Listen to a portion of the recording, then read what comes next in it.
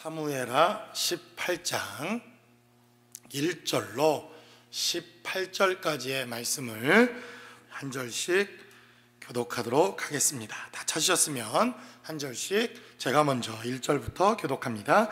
이에 다윗이 그와 함께한 백성을 찾아가서 전부장과 백부장을 그들을 위해 세우고 다윗이 그의 백성을 내보낼세 3분의 1은 요압의 히야에 3분의 1은 수라의 아들 요압의 동생 아비새의 히야에 넘기고 3분의 1은 가드 사람 이때의 히야에 넘기고 왕이 백성에게 이르되 나도 반드시 너희와 함께 나가리라 하니 백성들이 이르되 왕은 나가지 마소서. 우리가 도망할지라도 그들은 우리에게 마음을 쓰지 아니할 터이요 우리가 절반이나 죽을지라도 우리에게 마음을 쓰지 아니할 터이라. 왕은 우리 만명보다 중하시오니 왕은 성읍에 계시다가 우리를 도우심이 좋으니이다 하니라. 왕이 그들에게 이르되 너희가 좋게 여기는 대로 내가 행하리라 하고 문 곁에 왕이 섬에 모든 백성이 100명씩 1000명씩 대를 지어 나가는지라. 왕이 요압과 아비새와 이때에게 명령하여 이르되 나를 위하여 젊은 압살롬을 너그러이 대우하라 하니 왕이 압살롬을 위하여 모든 군 지휘관에게 명령할 때에 백성들이 다 들으니라. 이에 백성이 이스라엘을 치러 들로 나가서 에브라임 숲풀에서 싸우더니 거기서 이스라엘 백성이 다윗의 부하들에게 패하매 그날 그곳에서 전사자가 많아 2만 명에 이르렀고 그 땅에서 사면으로 퍼져 싸웠으므로 그날의 숲풀에서 죽은 자가 칼에 죽은 자보다 많았더라. 압살롬이 다윗의 부하들과 마주치니라. 압살롬이 노새를 탔는데 그 노새가 큰 상수리나무 번성한 가지 아래로 지날 때에 압살롬의 머리가 그 상수리나무에 걸림에 그가 공중과 그 땅 사이에 달리고 그가 탔던 노새는 그 아래로 빠져나간지라. 한 사람이 보고 요압에게 알려 이르되 내가 보니 압살롬이 상수리나무에 달렸더이다 하니 요압이 그 알린 사람에게 이르되 내가 보고 어찌하여 당장에 쳐서 땅에 떨어뜨리지 아니하였느냐. 내가 내게 은 10개와 띠 하나를 주었으리라 하는지라. 그 사람이 요압에게 대답하되 내가 내 손에 은 1000개를 받는다 할지라도 나는 왕의 아들에게 손을 대지 아니하겠나이다. 우리가 들었거니와 왕이 당신과 아비새와 이때에게 명령하여 이르시기를 삼가 누구든지 젊은 압살롬을 해하지 말라 하셨나이다. 아무 일도 왕 앞에서 숨길 수 없나니 내가 만일 거역하여 그의 생명을 해하였더라면 당신도 나를 대적하였으리다 하니 요압이 이르되 나는 너와 같이 지체할 수 없다 하고 손에 작은 창 셋을 가지고 가서 상수리나무 가운데서 아직 살아있는 압살롬의 심장을 찌르니 요압의 무기를 든 청년 10명이 압살롬을 에워싸고 쳐 죽이니라. 요압이 나팔을 불어 백성들에게 그치게 하니 그들이 이스라엘을 추격하지 아니하고 돌아오니라. 그들이 압살롬을 옮겨다가 숲을 가운데 큰 구멍에 그를 던지고 그 위에 매우 큰 돌무더기를 쌓으니라. 온 이스라엘 무리가 각기 장막으로 도망하니라. 압살롬이 살았을 때에 자기를 위하여 한 비석을 마련하여 세웠으니 이는 그가 자기 이름을 전할 아들이 내게 없다고 말하였음이더라. 그러므로 자기 이름을 기념하여 그 비석에 이름을 붙였으며 그 비석이 왕의 골짜기에 있고 이제까지 그것을 압살롬의 기념비라 일컫더라. 아멘. 아멘. 우리는 지난 시간 하나님의 전적인 은혜를 통해서 다윗이 극적으로 살아나는 하나님의 말씀을 함께 나누었습니다.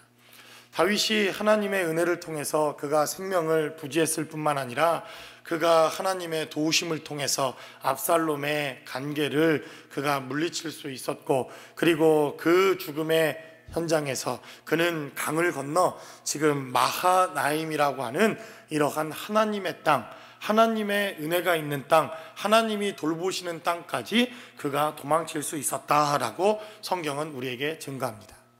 우리는 지난 시간 말씀을 통해서 아히도벨이라고 하는 사람이 얼마나 정확하고 얼마나 뛰어나고 얼마나 훌륭한 사람이었는지 말씀을 통해서 보지 않았습니까? 그의 계책은 정확했고 그가 예측한 것이 정확했고 그의 뜻대로 했다고 한다면 천하의 다윗이라고 할지라도 그는 죽을 수밖에 없는 그러한 환경과 상황이었음을 우리는 너무나도 잘 압니다.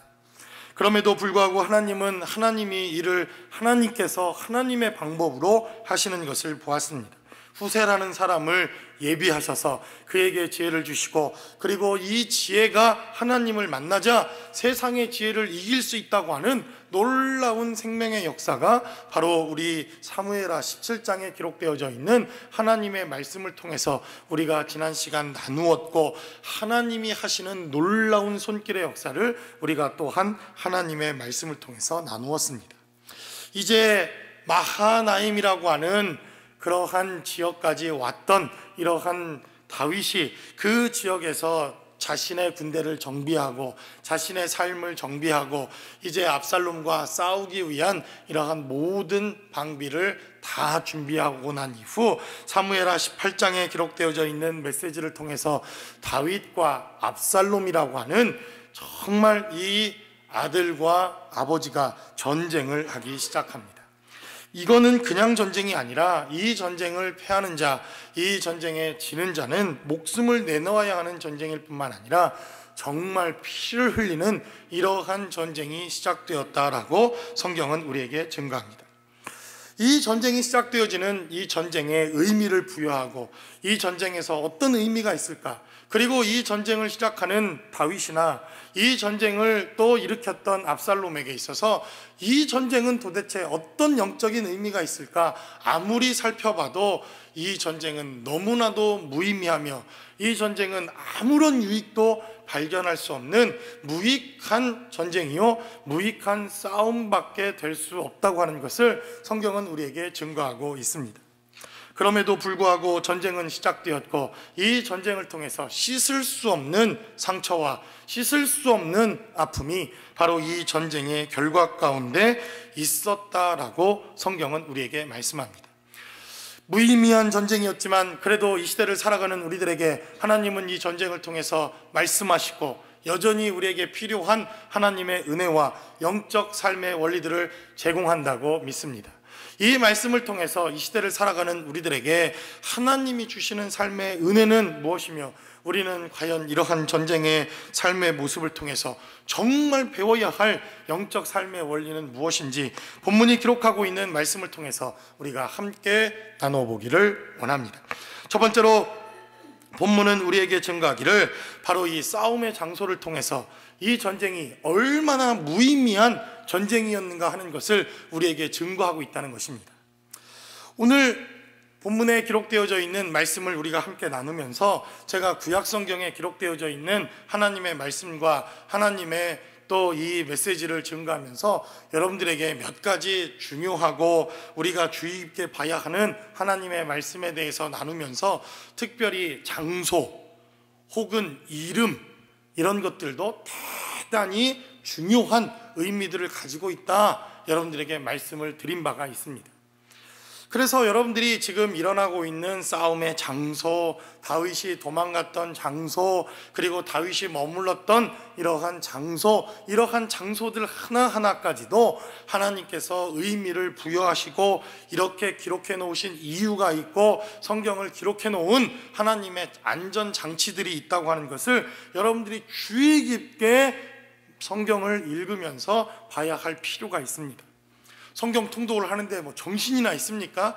무슨 목사님 생각할 시간을 주면서 성경을 읽혀야죠, 이런 분들도 있을 겁니다. 그래도 여러분들이 두 눈을 부릅뜨고 성경의 앞뒤 좌우 문맥 그리고 나와 있는 단어 하나라도 놓치지 않겠다고 하는 결단과 결심을 가지고 성경을 봐야 한다는 것입니다. 오늘도 성경이 기록하고 있는 이 전쟁이 발발하고 있는 장소, 그리고 그 장소를 통해서 하나님께서 우리에게 말씀하시는 영적인 교훈과 메시지가 있다는 것입니다.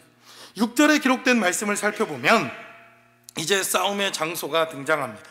이에 백성이 이스라엘을 치러 들로 나가서 에브라임 수풀에서 싸웠다라고 성경은 기록합니다.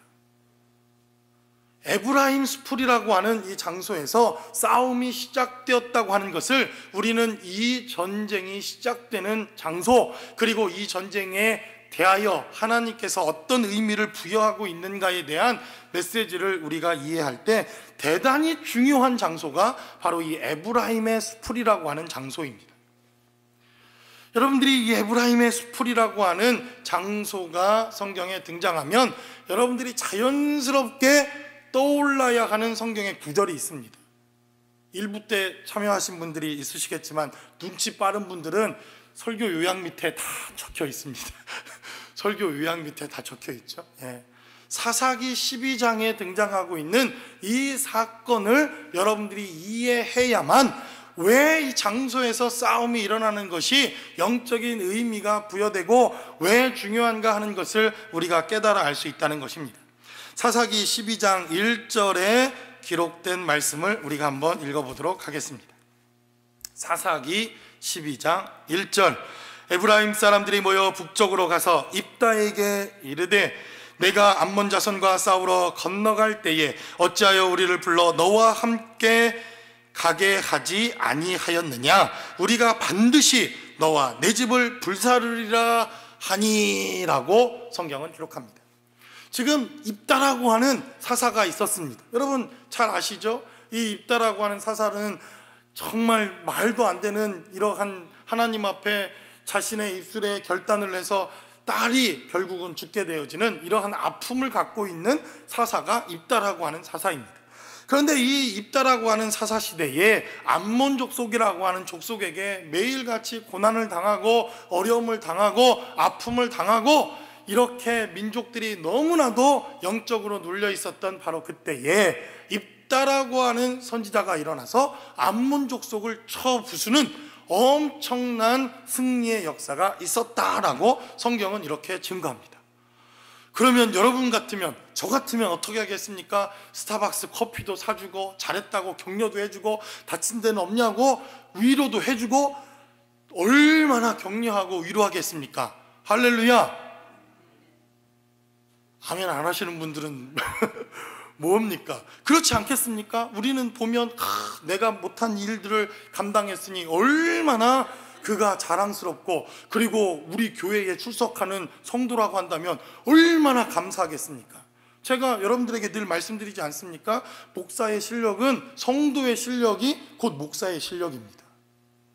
제가 나가서 자랑하는 게 뭐가 있겠습니까? 우리 교회는 이런 분도 계시고 이런 분도 계신데 그 어려움 가운데서도 기도하고 그 어려움 가운데서도 하나님 붙들고 살아가더라. 그래서 목사의 실력은요 성도의 실력입니다. 그리고 제가 예전에 그 로켓 저 화성에 띄울 때 목사님들 만나서 그러지 않았습니까? 아, 나 이번 주에 정말 달나라에 로켓 띄우느라고 힘들었다고. 그랬더니 목사님들이 뭔 소리냐고, 그런 게 있다고, 우리 교회에 이런 분이 있는데 얼마 전에 그 로켓 띄운 회사 그게 다 우리 회사라고. 할렐루야. 뻥을 제가 이렇게 쳐도. 그래서 사실은 성도들의 실력과 성도들의 기쁨과 성도들의 삶이 사실 목사의 실력이고 목사의 기쁨이고 능력 아니겠습니까? 그랬거들랑 입다가 이렇게 승리해서 돌아왔거들랑 위로해주고 기뻐해주고 함께 정말 승리를 기뻐해주고 이렇게 축제를 벌이는 것도 당연한 이러한 삶의 여정일 것인데, 에브라임이라고 하는 이 지파는 입다에게 나타나 이렇게 시비를 걸기 시작합니다. 아니, 나랑 싸우러 나가려면 우리에게 먼저 얘기를 해서 우리랑 같이 나가야지. 내가 그래도 장자 지파요, 그래도 에브라임 그러면 가장 군대도 많고 병력도 가장 뛰어나고 군사도 숫자도 가장 많고 우리는 그래도 장자 지파, 요셉의 지파가 아니냐라고 시비를 걸기 시작합니다. 그리고 이 에브라임 지파는 입다에게 말하기를 너희가 나를 무시해서 우리를 데려가지 않았으니 전쟁을 선포한다라고 전쟁이 시작되어지는 메시지가 바로 사사기 12장 1절에 기록되어져 있는 메시지입니다. 아니, 전쟁이 시작할 때는 어디 숨어 있다가 지금 전쟁을 이겨서 엄청난 전리품을 가져오고 땅을 차지하고 엄청난 승리의 소식이 전해지자 이 못난 에브라임, 이 지파가 시비를 걸어오는 장면이 바로 사사기 12장이더라는 것입니다. 여러분, 사촌이 땅 사면 배만 아픕니까? 미치는 거죠, 그렇죠? 사촌이 땅 사면요 배만 아픈 게 아니라 그냥 인생 자체가 흔들립니다. 그러니 이 입다가 승리를 해서 엄청난 축복을 받으니 얼마나 에브라임이 배가 아팠겠습니까? 그래서 전쟁을 시작합니다. 그러나 하나님께서 입다에게 승리를 주셔서 아무리 엄청나게 많은 대군이 에브라임이 강을 건너 입다를 향해 쳐들어왔지만 하나님께서 입다라고 하는 사람에게 승리의 역사를 허락하시는데 칼을 휘두르지 않아도 그 수풀에 걸려서 다 에브라임 사람들이 자기네들이 밟아 죽고 자기네들이 서로 싸우고 그렇게 하다가 에브라임이 전멸을 당하는 장소가 바로 오늘 사사기 12장에 등장하는 에브라임의 수풀이라고 하는 장소입니다. 어떻게 구분을 했습니까? 입다가 딱 보니까 똑같아. 뭐 이 이스라엘 백성들은 다 한 족속 아닙니까? 나는 에브라임이라고 써붙이고 다니는 것도 아니고. 그래서 물어봅니다. 강에서 딱 기다리고 있다가 십볼레 해봐 그랬더니 이 사람들은 강 건너편에 살았던 사람이라 쉣볼레 이렇게 발음을 하는 겁니다. 우리 경상도에서 자라나신 분들 쌀 할보라고 하면 살 똑같은 거 아닙니까? 발음 잘 못하지 않습니까? 예, 이런 것처럼 그러니까 십볼렛 해야 되는데 샷볼렛 하니까 그냥 다 죽은 겁니다. 거기서 그 장소가 어디냐면 오늘 본문이 기록한 대로 에브라임의 수풀이라고 하는 장소입니다. 이러한 배경을 가지고 있다가 다시 사사기로 넘어오게 되면 왜 그 허구많은 전쟁터 중에서도 이 에브라임의 수풀이라고 하는 곳에서 전쟁이 시작되었는가 하는 것이 여러분 우연입니까? 아니면 정말 하나님께서 우리에게 말씀하고 싶은 그러한 하나님의 메시지가 있는 것입니다. 그래서 싸움의 장소를 유심히 살펴보는 것도 대단히 중요하다는 것입니다. 다른 말로 하면 교회에서 쌈박질을 하기 시작한 겁니다. 목사님 편, 무슨 편, 누구 편, 성경대로 합시다. 바울 편, 베드로 편, 나는 바나바 편, 이러면서 교회에서 싸움이 시작됐다는 것입니다. 여러분, 그러니 이 싸움이 의미가 있는 싸움입니까? 의미가 없는 싸움입니까? 여러분, 자세히 교회에서 싸움하는 것들을 들어보십시오. 다 맞습니다. 이쪽도 맞고 이 얘기를 들어보면 이쪽도 맞습니다. 그런데 또 들어보면 이쪽도 틀리고 또 이쪽도 다 틀립니다. 그래서 누가 이긴들, 누가 싸워서 진들, 여러분, 교회에서 싸워서 제일 손해보는 사람이 누구입니까? 나 자신 아닙니까? 여러분 자신이고, 목사가 제일 손해고, 성도들 싸워서 교회에 붙어있는 사람을 제가 본 적이 없습니다. 편 안 들어준다고 또 싸워서 나가고, 또 편 들어줬다고 싸워서 나가고, 목사님은 내 편이 아니라고 또 서운하다고 나가고, 저는 졸지에 웬 난리인지. 그러니까 교회에서 싸움이 일어나면 아무런 의미가 없이 가장 좋은 영적인 이러한 존재가 있는데, 사단 이외에는 아무에게도 유익이 없는 싸움이 어떤 싸움입니까? 바로 이러한 에브라임 수풀에서 일어나는 것 같은 싸움이다라고 성경은 우리에게 증거하고 있다는 것입니다. 여러분, 다윗과 압살롬이 피를 흘리면서 싸우는 이러한 싸움이 어떠한 의미가 있으며 어떠한 영적인 유익이 있으며 어떠한 영적인 교훈이 그들의 삶의 자리에 있었겠습니까? 그래서 정말 나는 싸움질 안 하고서는 못 살겠다 하는 분들이 있으면 저한테 카톡을 주십시오. 제가 저 어디 UFC 이렇게 요즘에 복싱하는 여기 권투장이 있더라고요. 제가 제 사비를 써서라도 여러분 끊어드릴 테니까, 예? 나는 진짜 쌈박질 안 하고서는 못 살겠습니다. 그러면 그래서 이 오늘 에브라임의 수풀이라고 하는 이 지역의 메시지를 잘 살펴보면 성경은 뭐라고 말합니까? 8절에 기록된 대로 그 땅에서 사면으로 펴서 싸웠으므로 그날에 수풀에서 죽은 자가 칼에 맞아 죽은 자보다 훨씬 많았더라 라고 성경은 기록합니다. 우리가 싸움질하고 있는 이런 싸움에서도 동일한 것 아닙니까? 나중에 싸우다 보면요, 진짜 뭐 때문에 싸우는지도 모르고 싸웁니다.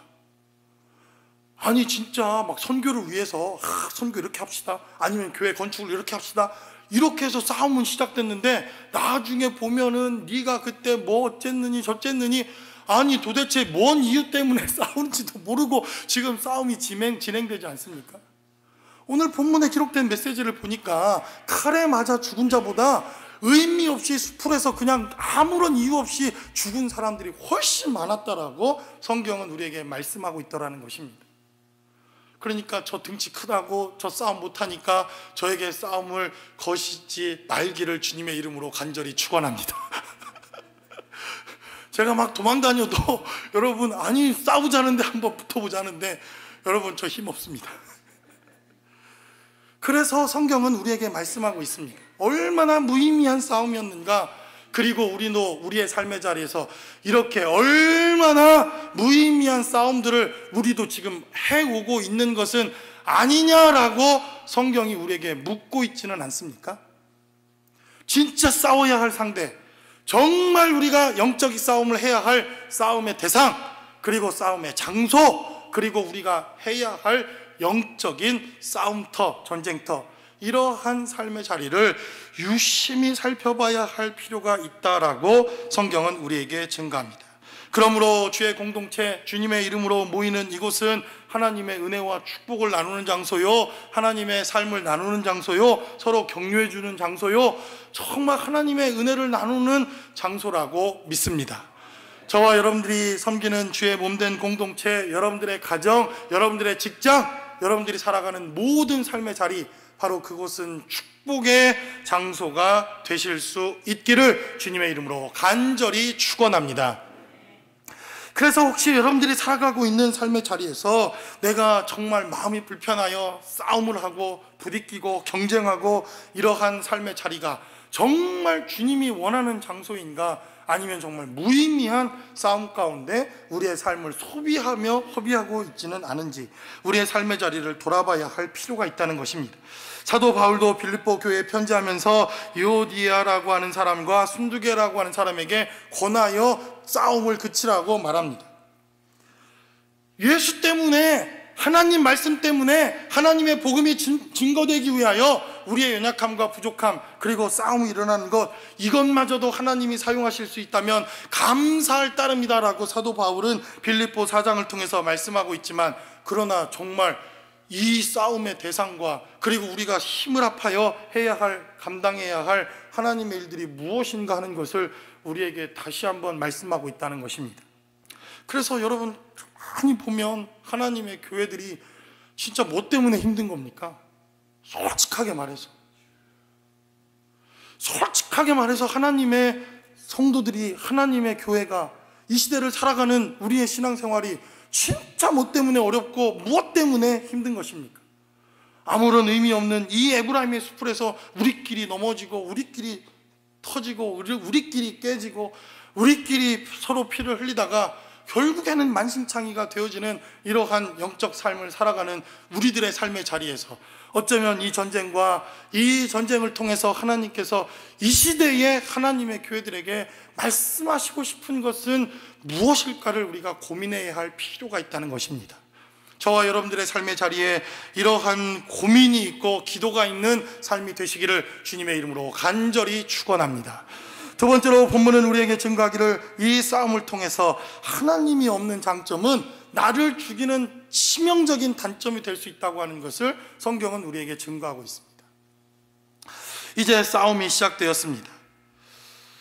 그런데 오늘 본문에 기록하고 있는 압살롬이라고 하는 이러한 다윗의 아들이 전쟁을 하면서 9절에 기록된 말씀을 살펴보니까, 압살롬이 다윗의 부하들과 마주치니라. 압살롬이 노새를 탔는데 그 노새가 큰 상수리나무 번성한 가지 안으로 지날 때에 압살롬의 머리가 그 상수리나무에 걸림에 그가 공중과 그 땅 사이에 달리고 그가 탔던 노새는 그 아래로 빠져나간지라 라고 성경은 기록합니다. 옛날에 우리 만화에서 보던 그런 장면 아닙니까? 막 말을 타고 가는데 이 압살롬의 이 머리가 나뭇가지에 딱 걸려가지고 지금 대롱대롱대로 올라가지도 못하고 내려오지도 못하는 그러한 상황이 되었다라고 성경은 말합니다. 그런데 이 성경에 기록되어져 있는 메시지들을 잘 살펴보면 성경에서는 우리의 외모를 별로 칭찬한 메시지가 별로 없습니다. 심지어 예수님에 대해서도 뭐라고 성경은 기록합니까? 아무것도 흠모할 만한 것이 없는 분이다, 예수님은 이렇게 말씀하셨습니다. 그리고 성경은 뭐라고 말합니까? 외모를 보지 말라, 외모를 취하지 아니한다. 하나님은 이렇게 말씀하셨습니다. 그런데도 불구하고 이 압살롬이라고 하는 사람은요, 성경에 기록하기를 외모에 대해서는 완벽한 사람이다. 성경은 이렇게 증거하고 있다는 것입니다. 우리 한번 성경이 기록하고 있는 말씀을 한번 찾아볼까요? 사무엘하 14장.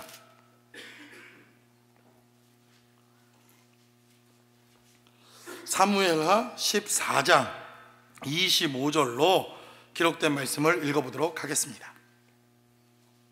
온 이스라엘 가운데에서 압살롬같이 아름다움으로 크게 칭찬받는 자가 없었으니 그는 발바닥부터 정수리까지 흠이 없음이니라 라고 말합니다. 이런 사람이 어디 있습니까? 아니 도대체 흠이 없다니. 머리부터 발끝까지 아무런 흠을 찾아볼래야 찾아볼 수 없는 사람이다. 성경이 이렇게 얘기했으니 이게 진짜 아니겠습니까? 그리고는 성경은 기록하기를 그의 머리털이 무거움으로 연말마다 깎았으며 그의 머리털을 깎을 때에 그것을 달아본 즉 그의 머리털이 왕의 저울로 200세겔이나 되었다라고 성경은 말합니다. 그러니까 이 머리가 엄청 튼튼하고 아주 이 머릿결도 탐스러운 사람이었다고 말하는 겁니다. 그래서 여러분 우리 건강을 이렇게 딱 체크업할 때 이 머리털, 이 머리가 건강한 사람은 대체적으로 건강한 사람입니다. 저도 예전에는 바리깡으로 이렇게 머리를 깎으려면요, 바리깡 한 10개는 고장이 났습니다. 이게 막 씹혀가지고 바리깡 다 웃으시죠? 지금 보니까 막 제가 보니까 머리가 저도 빠지기 시작하고 아침마다 일어나서 머리카락 하나 빠지면 얼마나 아까운지 아이고 붙였으면 좋겠고 막 심었으면 좋겠고 아니 어느 날인가 정신없이 빠지기 시작하더라고요. 정신없이. 그리고 이제는 머리가 이제 쓰지도 않습니다. 힘이 없어가지고 왁스를 막 떡칠을 해서 발라도 다 이렇게 겸손하게 가라앉아가지고 그런데 이 압살롬은 머리카락이 얼마나 탐스러운지 멀리서만 봐도 정말 그게 자랑거리요. 정말 이 압살롬 보기만 해도 엄청난 사람이다. 성경은 이렇게 이야기하지 않습니까? 그런데 바로 그 장점이 바로 지금 사무엘하 18장에서는 자기를 죽이는 치명적인 약점으로 돌아왔다라고 성경은 말합니다. 하나님과 관계없을 때, 하나님과 상관없을 때, 하나님이 그와 함께 하시지 않을 때 그가 가지고 있는 장점과 그가 가지고 있는 좋은 것은 그를 죽이는 치명적인 약점이 될 수 있다고 하는 것을 성경이 우리에게 증거하고 있다는 것입니다. 아이도벨이라고 하는 사람, 그는 아주 지혜로운 사람이었을 뿐만 아니라 정말 다윗도 두려워할 만큼 그는 책략과 그가 가지고 있는 지혜가 엄청난 사람이었다고 말합니다. 그러나 그 지혜가 하나님을 만나지 못하자 그는 스스로 자신의 목숨을 끊어버리고 맙니다. 그런 것과 같이 바로 성경은 우리에게 증거하기를 바로 이러한 장점도 하나님을 만나지 못하고 하나님을 알지 못하고 하나님께서 사용하시지 아니하면 치명적인 약점으로 돌아올 수 있다고 하는 것을 성경은 우리에게 말씀하고 있다는 것입니다. 그래서 주의 공동체는 뭔가 부족한 것 같고 주의 공동체는 뭔가 미련한 것 같고 주의 공동체는 뭔가 조금은 부족한 이러한 삶의 자리가 정말 하나님을 은혜롭게 하나님께서 함께 하시는 놀라운 생명의 자리라고 하는 것을 성경은 그래서 우리에게 증거하고 있다는 것입니다.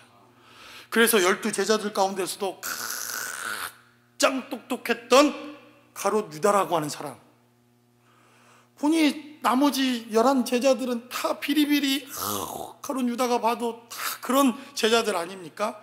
그럼에도 불구하고 하나님의 마음과 하나님의 생명이 없던 가롯 유다도 지혜를 알지 못하고 하나님께 쓰임받지 못하게 되자 스스로 자신의 목숨을 저버리는 이러한 삶의 결과가 나오더라라고 성경은 우리에게 증거합니다.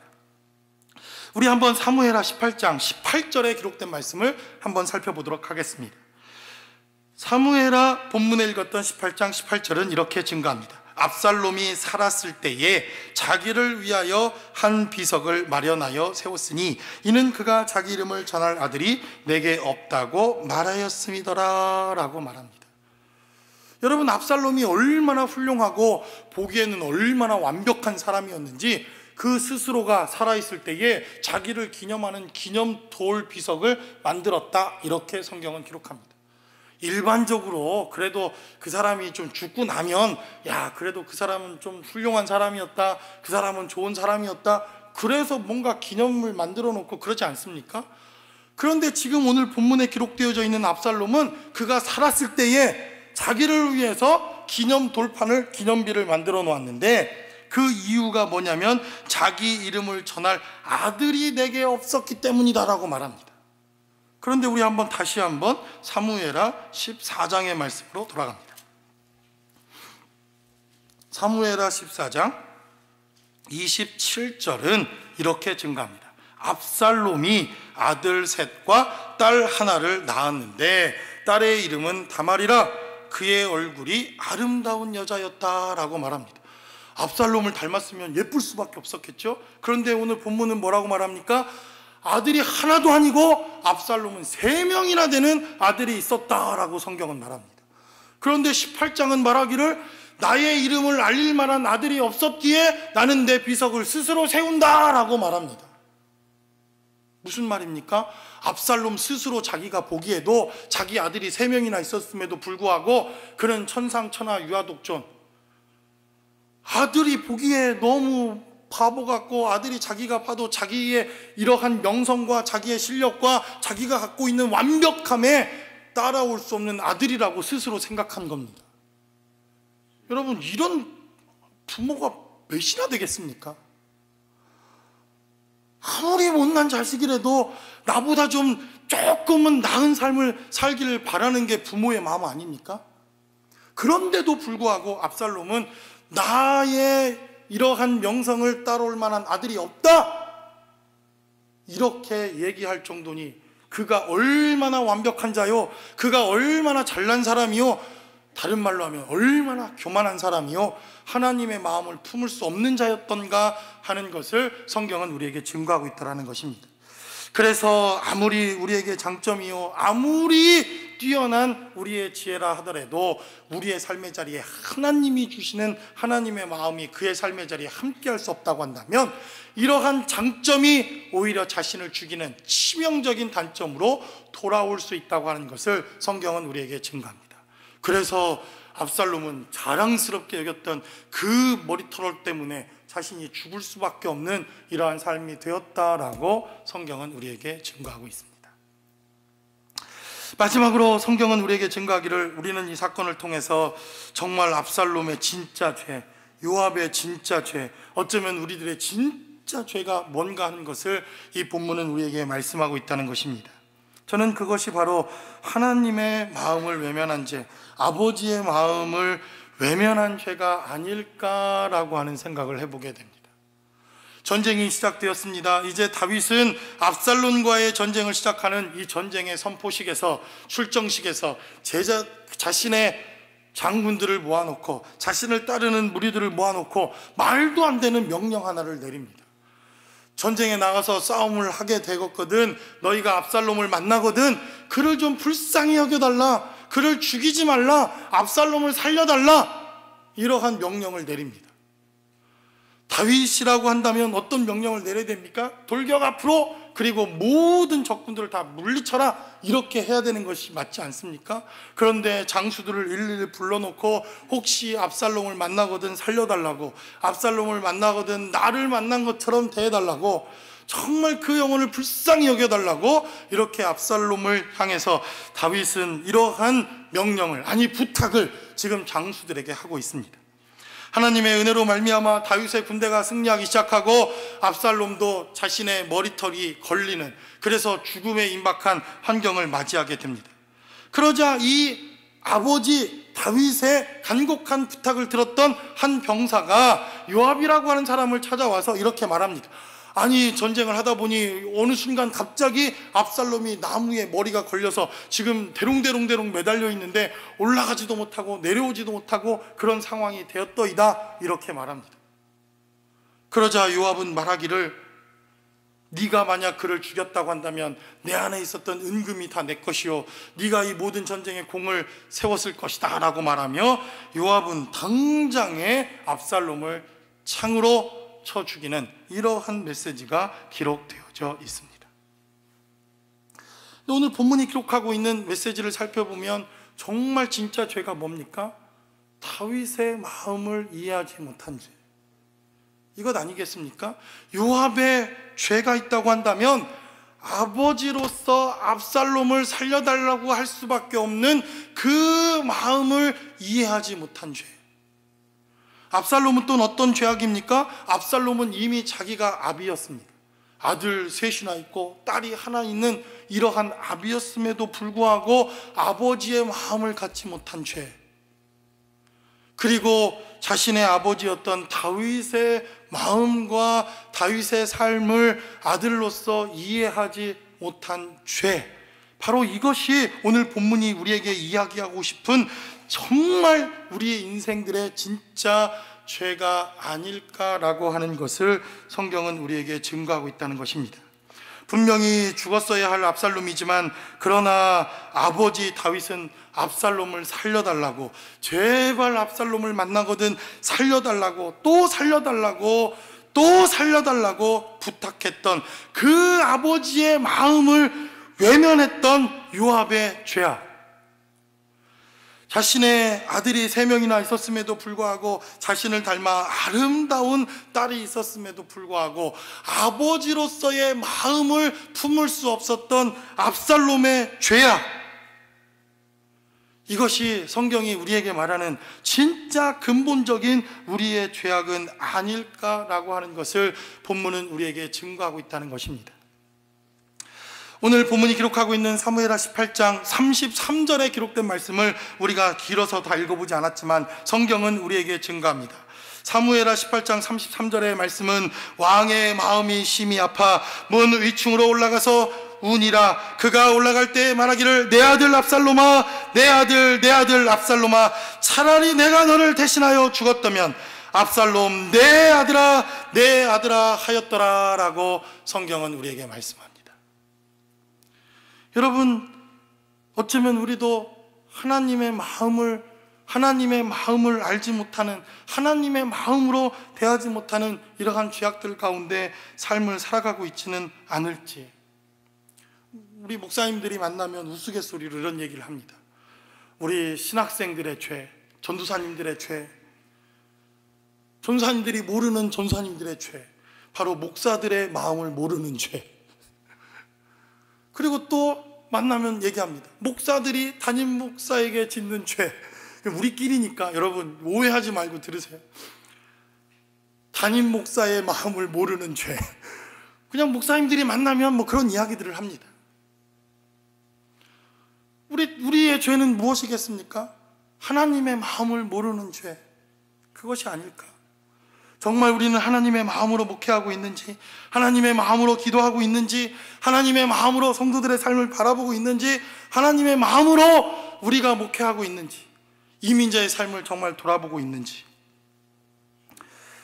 어쩌면 이렇게 심히 울며 그 아들 압살롬아 차라리 내가 너를 대신하여 죽는 것이 마땅하다고 이렇게 울고 있는 아버지 다윗의 마음을 외면했던 압살롬과 요압의 죄악이 이 땅의 삶을 살아가는 우리들의 죄악은 아닐까라는 생각을 해보게 됩니다. 아버지여, 아버지의 뜻이라고 한다면, 아버지의 마음이라고 한다면 이 잔을 내게서 옮겨달라고 기도했던 그 주님은 아버지의 마음을 깨닫고 아버지의 마음이 무엇인지를 알고 그 마음이 무엇인지를 깨닫자 그는 십자가를 지십니다. 그리고 그 십자가에서 나의 하나님 왜 나를 버리시나이까 외치는 그 음성 앞에 그 어떠한 대답도 할 수 없었던 하나님 아버지의 마음, 그것이 어쩌면 우리에게 하나님께서 이 사건을 통해서, 다윗왕의 이 외침을 통해서 우리에게 말씀하시고 있는 하나님의 은혜와 능력은 아니었을까를 생각해 보게 됩니다. 자신이 아무리 훌륭한 압살롬이었지만, 자신보다 너무나도 미련한 보이는 그 아들이지만 그 아들을 향해서 아비의 마음을 품을 수 없었던 압살롬의 죄악, 그것이 어쩌면 이 사건을 통해서, 말도 안 되는 이 사건을 통해서 하나님께서 우리에게 말씀하시고 가르쳐주고 싶었던 하나님의 진짜 마음은 아니었을까라고 성경은 우리에게 증거합니다.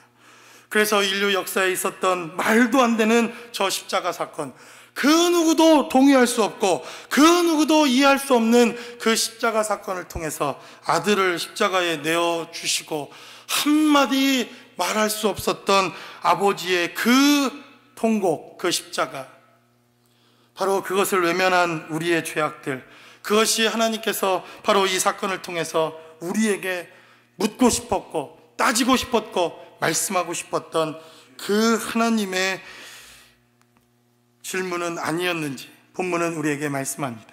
그래서 성경은 기록하기를, 그래서 아버지의 마음을 외면했던 압살롬은 그 삶의 자리에서 죽음을 택했고, 그 아버지의 마음으로 판결했던 솔로몬은 하나님의 지혜와 능력으로 하나님의 은혜를 나타냈다라고 성경은 우리에게 증거합니다.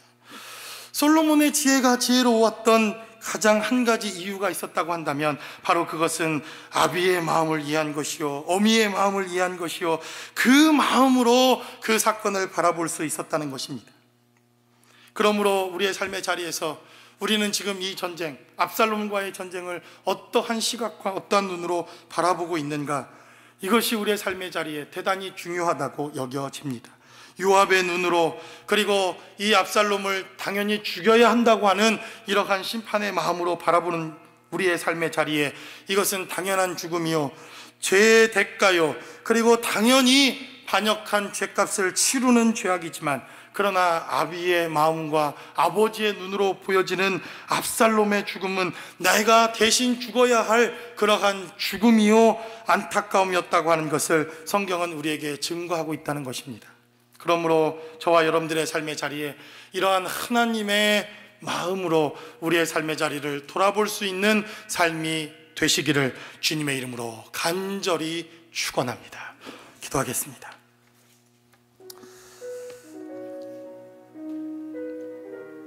우리 시간 함께 기도하기를 원합니다.